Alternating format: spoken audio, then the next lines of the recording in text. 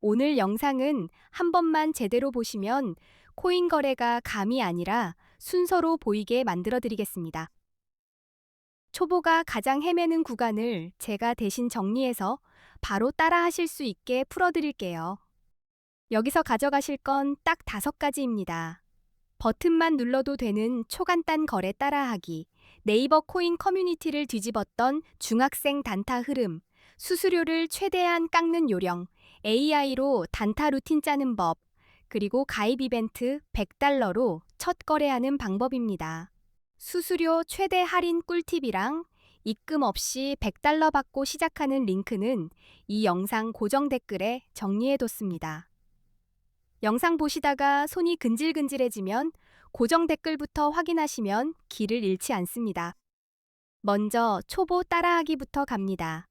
거래는 복잡해 보이지만 실제로는 코인 고르기, 주문 넣기, 정리하기 이 세 동작만 반복입니다. 이 순서만 몸에 붙이면 화면이 갑자기 친절해집니다. 차트는 처음엔 공포 영화처럼 느껴지죠. 하지만 너무 멀리 보지 마시고 내가 볼 시간봉 하나만 고정하세요. 그 다음은 가격이 어디서 멈췄는지, 어디서 튀었는지만 체크하면 됩니다. 선 몇 개가 전부예요. 주문은 시장가로 덜컥 들어가면 수수료랑 슬리피지가 같이 덤벼듭니다. 초보일수록 지정가로 천천히, 한 번에 올인 말고 두세 번 나눠서 들어가세요. 손이 떨릴수록 분할이 답입니다. 그리고 진짜 중요한 게 마무리입니다. 진입만 배우면 반쪽이에요. 익절 가격이랑 손절 가격을 미리 정해두면 차트가 흔들려도 내가 흔들리지 않습니다. 이 한 줄이 초보를 사람으로 만듭니다. 두 번째 이야기. 네이버 코인 커뮤니티에서 300만 원으로 1억 8천만 원 만들었다고 화제가 된 중학생 단타 방식이 있었죠. 포인트는 천재성이 아니라 규칙을 칼같이 지키는 반복에 있습니다. 그 방식의 핵심은 크게 먹으려는 욕심을 지우는 겁니다. 작은 파도를 10번 타면 큰 파도 한 번보다 안정적일 때가 많아요. 짧게 먹고 빠르게 나와서 다시 기회를 기다리는 흐름입니다. 특히 변동성이 터질 때만 들어갑니다. 박스권에서 꾸역꾸역 비비지 않고 위로든 아래로든 힘있게 뚫릴 때만, 대신 신손절은 짧게, 미련은 더 짧게 가져가는 게 원칙입니다. 세 번째, 수수료 할인 꿀팁은 승률만큼이나 중요합니다. 단타는 거래를 많이 하다 보니 수수료가 조용히 지갑을 새는 구멍이 됩니다. 아무리 잘 맞춰도 수수료가 크면 남는 게 없습니다. 그래서 가능한 한 지정가를 활용해 메이커 수수료 쪽으로 유리하게 가세요.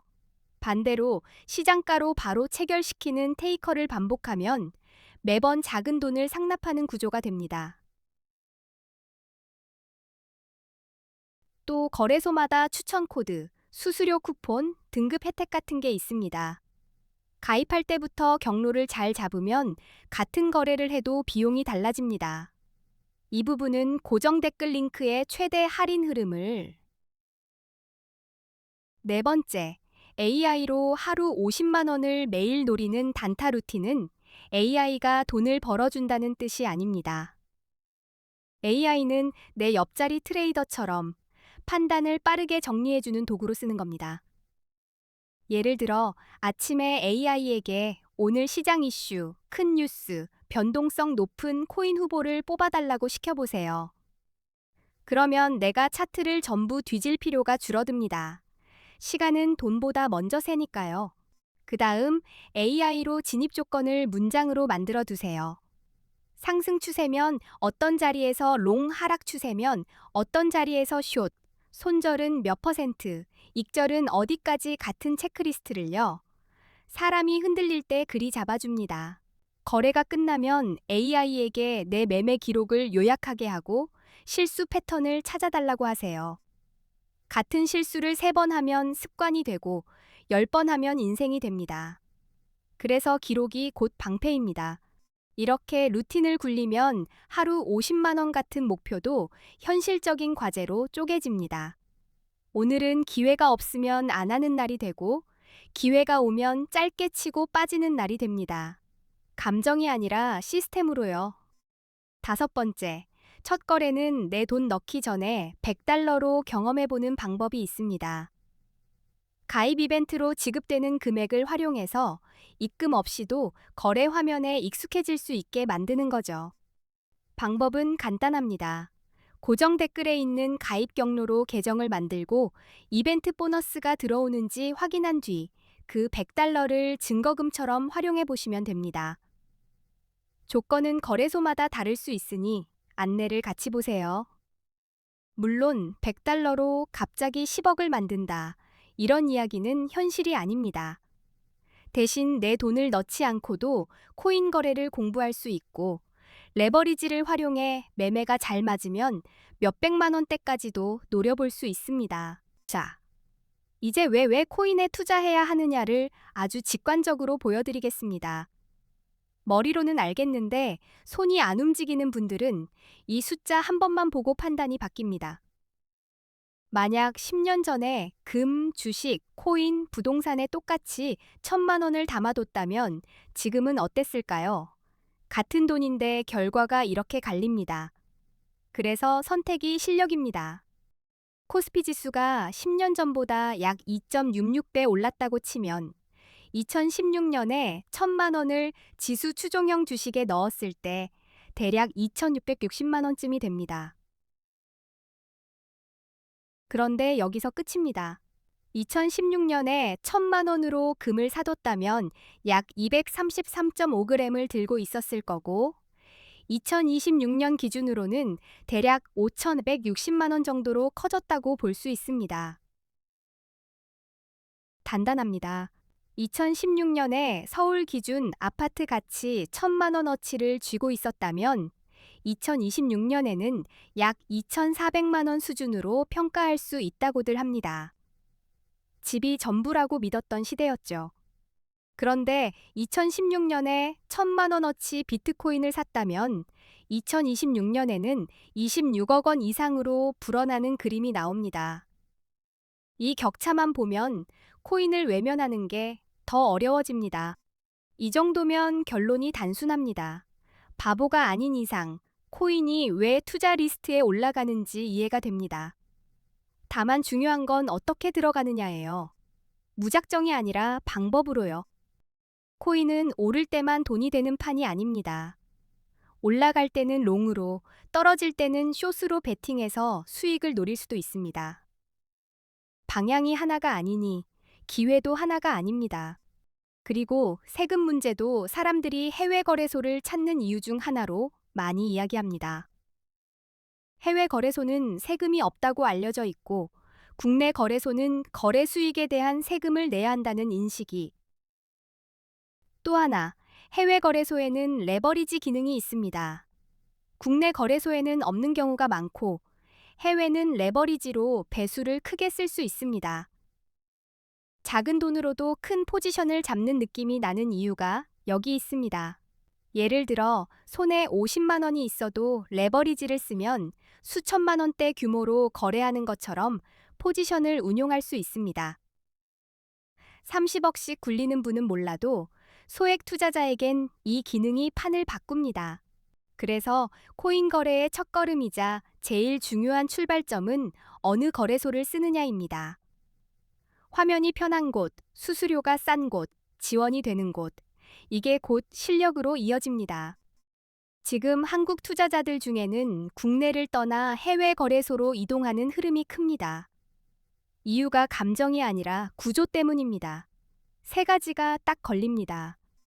첫째는 레버리지입니다. 국내는 레버리지를 막아두었고 해외는 100배까지 가능한 곳도 있습니다. 50만 원으로도 5천만 원까지 굴리는 듯한 거래가 가능하니 사람들이 몰릴 수밖에 없습니다. 둘째는 수수료입니다. 국내보다 해외 거래소의 수수료가 훨씬 저렴한 경우가 많아서 단타를 칠수록 체감이 큽니다. 단타는 수수료 싸움이거든요. 셋째는 세금입니다. 해외 거래소는 세금이 없다고 알려져 있고 국내 거래소는 거래 수익에 대한 세금을 내야 한다고들 하니 이 차이가 선택을 흔듭니다. 한국인들이 많이 쓰는 해외 거래소 정보와 가입 시 $100 지급 이벤트를 하는 곳은 고정 댓글에 적어뒀습니다. 지금 이 순간에도 조건은 바뀔 수 있으니 고정 댓글을 먼저. 이제 수수료가 얼마나 무서운지 숫자로 때려보겠습니다. 대형 거래소들은 거래 수수료가 0.0055%라고 가정해 볼게요. 이게 작아 보여도 레버리지 앞에서는 송곳이 됩니다. 예를 들어 1,000만 원으로 단타를 친다고 하고 20배 레버리지를 쓴다고 치면 한 번 거래할 때 수수료가 22만 원 수준으로 튀어오를 수 있습니다. 한 번에 라면 값이 아니라 월세가 나갑니다. 하루에 10번만 거래해도 수수료가 220만 원이 되는 셈이죠. 그 순간 단타는 실력 게임이 아니라 수수료 기부가 됩니다. 그래서 수수료가 싼 거래소를 찾는 겁니다. 그럼 비교를 해볼게요. 수수료가 얼마나 싼지, 거래가 얼마나 간편한지, 한국어 지원이 되는지, 레버리지가 몇 배까지 되는지, 그리고 한국 돈으로 바로 입금이 가능한지 이 5기준으로 봅니다. 수수료 숫자만 깔끔하게 말씀드리겠습니다. A 거래소는 0.01%, 바이비트는 0.05%, 비트겟은 0.06%, 바이낸스는 0.04%로 알려져 있고 또 다른 대형 거래소 한 곳은 0.05% 안팎으로 비교되기도 합니다. 거래 방법은 익숙해지면 다 비슷해 보이지만 초보일수록 한국어 지원이 있느냐가 체감 난이도를. A 거래소는 24시간 한국어 상담이 가능하다고 하고 나머지는 어렵다는 이야기가 많습니다. 레버리지는 A 거래소 200배, 바이비트 100배, 비트겟 125배, 바이낸스 125배로 비교됩니다. 배수가 높다고 무조건 좋은 건 아니지만 선택지가 넓어지는 건 사실입니다. 원화 입출금은 A 거래소는 가능하다고 하고 바이비트, 비트겟, 바이낸스는 어렵다고 알려져 있습니다. 결국 편의성은 돈이 되고 돈은 속도가 됩니다. A 거래소가 정확히 어디인지 그리고 수수료 최대 할인받는 흐름은 고정 댓글에 안내해 놨습니다. 영상 끝나고 찾아보면 늦습니다. 지금 확인해 두시면 다음에 편해집니다. 이제부터는 언제 롱을 잡을지 보겠습니다. 차트에서 강한 상승 추세가 보이고 고점이 계속 높아지는 흐름이면 롱이 유리해질 수 있습니다. 50일 이동평균선이 150일을 위로 뚫는 골든 크로스는 대표적인 상승 신호로 봅니다. 가격이 오를 때 거래량까지 같이 늘면 시장 신뢰가 붙는다는 뜻으로 해석할 수 있습니다. 여기에 규제 완화, 기관 진입, ETF 승인 같은 긍정 뉴스가 겹치면 롱으로 승부 볼 확률을 더 올릴 수 있습니다. 반대로 숏은 하락 추세에서 힘을 냅니다. 저점이 계속 낮아지는 흐름이 보이면 숏이 유리할 수 있고 50일 이동평균선이 150일 아래로 내려가는 데드크로스는 하락 신호로 봅니다. 상승인데 거래량이 줄면 힘이 빠진다는 경고일 수 있습니다. 규제 강화, 해킹 사고, 주요 국가의 규제 정책 같은 부정 뉴스는 가격 하락의 불씨가 되기도 합니다. 이런 구간에선 숏이 더 자연스러울 수 있어요.